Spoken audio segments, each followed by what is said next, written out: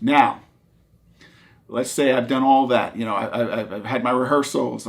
I've done my character work, my homework. I'm ready to go. Now I'm on set.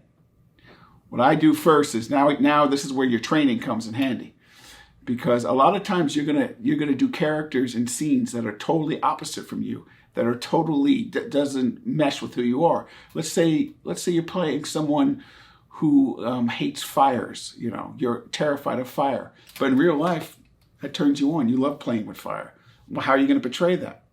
So that's where you got to use your technique. You have to trick yourself. You have to use your substitutions. You have to start thinking of something that you do love, or that you're afraid of. Basically, you're always kind of tricking yourself to be able to depict what the scene is or the character is about. So now I'm on set. I immediately, before I come to set, or even if I'm there, I do my relaxation, which is meditation, whatever it is to relax you, because you have to be relaxed, because tension, if you're tense, any type of nervousness is okay to be a little excited, but if you're really tense, it's going to block your emotions and you're not going to be able to access what you need to do that scene. You do your relaxation, and it's very important that you're as relaxed as you can be, because like I said, tension blocks emotion. And if your emotion's blocked, then you're going to have problems on set. So go back to your training, your meditation, whatever it is.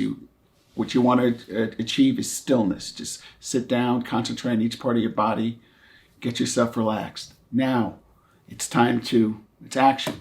So right before I do that, I'm going to do a little emotional preparation. So relaxation, emotional preparation. Emotional preparation can be many things, but what that is you have to get yourself into feeling vulnerable. So you could listen to music, you could recall a certain thing, an event that happened in your life. I don't care what it is. Something personal that gets you sort of vulnerable. Because when you're vulnerable, then you can access any emotion. So relaxation, emotional preparation. Now it's time to do your work. When you're acting, the most important thing as an actor, I don't care if you're on stage or in front of a camera, is to listen. Listening is everything, because if you are listening, you are in the moment.